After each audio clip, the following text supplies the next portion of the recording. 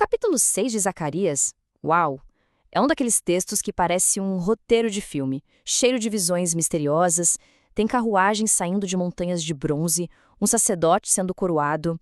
Mas o que tudo isso significa, né? Vamos mergulhar juntas nessas imagens antigas e descobrir como elas, na verdade, apontam para o futuro? Beleza. Para a gente desvendar esse capítulo, esse aqui vai ser o nosso mapa. Primeiro, a visão das carruagens. Depois, como ela ecoa lá no Apocalipse. A gente vai ver a coroação simbólica de Josué, identificar a figura do renovo, explorar a ideia de um templo que é global e, para fechar, entender a promessa e a condição que vem com ela. Então, para começar, a gente mergulha de cabeça na oitava e última visão de Zacarias. E que visão, hein? É uma imagem super forte com 4 carruagens que já prepara o terreno para tudo que vem depois. Pois é, a pergunta que não quer calar é essa. A gente tem essa cena super viva, cheia de simbolismo que, olha, pede uma explicação. Afinal, nada aqui é por acaso, né? Cada detalhe tem um porquê. Então, vamos separar as peças desse quebra-cabeça. A própria visão explica que essas carruagens e cavalos são os 4 espíritos do céu. O que isso quer dizer? Basicamente, eles representam a supervisão ativa de Deus sobre o mundo, como se fossem patrulhas garantindo que seu plano siga em frente sem impedimentos. E o mais legal é que isso não ficou só na visão, não. Teve um resultado bem prático. A missão na Terra do Norte, ou seja, na Pérsia, trouxe paz. Pensa na moral que isso deu para os construtores do templo, que estavam super desanimados. Pouco depois, o rei Dario até liberou dinheiro público para a obra. Era o sinal que eles precisavam de que o céu estava agindo. Agora segura essa informação, porque essa imagem das carruagens não é um caso isolado. As visões de Zacarias criam um padrão, quase um eco, que vai ressoar séculos mais tarde e bem alto lá no livro do Apocalipse. Vamos ver como isso se conecta. Olha só que paralelo incrível. Em Zacarias, os cavalos coloridos patrulham a terra como espíritos. Já no Apocalipse, a mesma imagem volta, mas ampliada. São os 4 cavaleiros, que trazem julgamentos e eventos que mudam o mundo. É a mesma ideia, mas numa escala diferente, mostrando uma linha contínua na profecia. E não para por aí.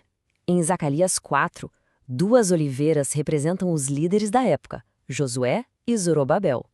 Se a gente pular para Apocalipse 11, o mesmo símbolo reaparece, dessa vez representando as 2 testemunhas de Deus.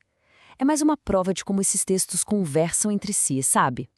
Ok, agora a gente sai do mundo das visões, do plano celestial e aterrissa com tudo na Terra. A cena muda, a coisa fica palpável. A gente vai ver uma ação concreta, cheia de simbolismo, a coroação de Josué.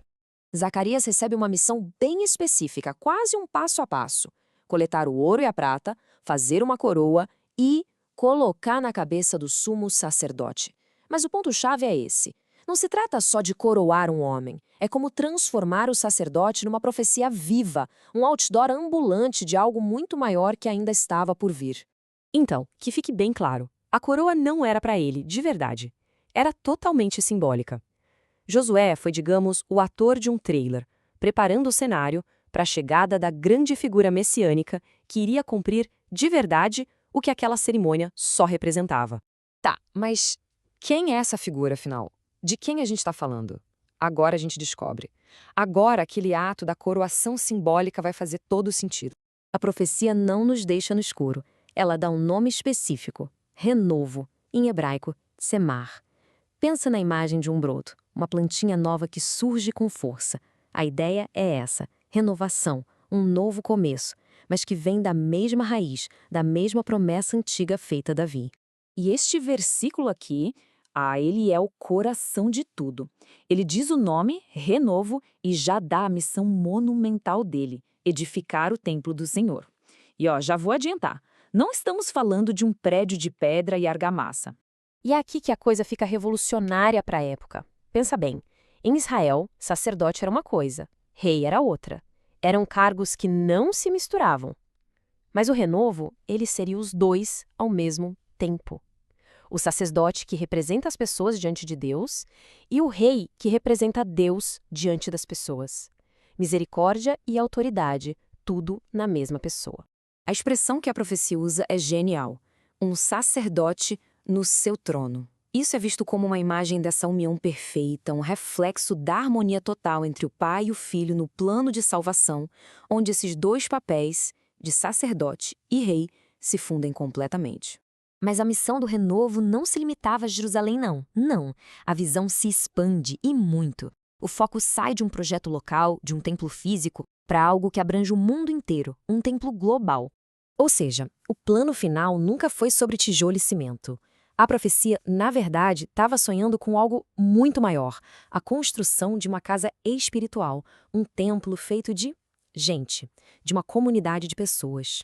E aqui a gente vê que o plano é para todo mundo, é universal. A profecia abre as portas e convida os que estão longe, ou seja, pessoas de todas as nações, os gentios, a participarem da construção. A ideia é todo mundo junto, construindo essa nova casa espiritual.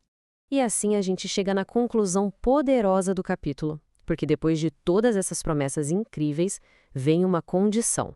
Um porém, que é na verdade um chamado à ação. Pois é, a história não é daquelas em que a gente só senta e assiste. O cumprimento de tudo isso dependia de uma palavrinha minúscula, mas gigante em significado. Se. Isso exigia uma resposta, uma atitude do povo. A promessa estava lá, disponível, mas não era automática. E é esse versículo final que pega toda essa visão grandiosa, cósmica, e a traz para a nossa realidade, para o nível pessoal. Ele conecta o grande plano de Deus com a nossa responsabilidade, com a nossa escolha de ouvir ou não. E o capítulo fecha assim, com essa pergunta que atravessa os séculos e chega até nós. A profecia se torna um convite, sabe? Um convite que não tem data de validade. E a questão fica no ar, para cada um de nós pensar. O que significa hoje ouvir diligentemente?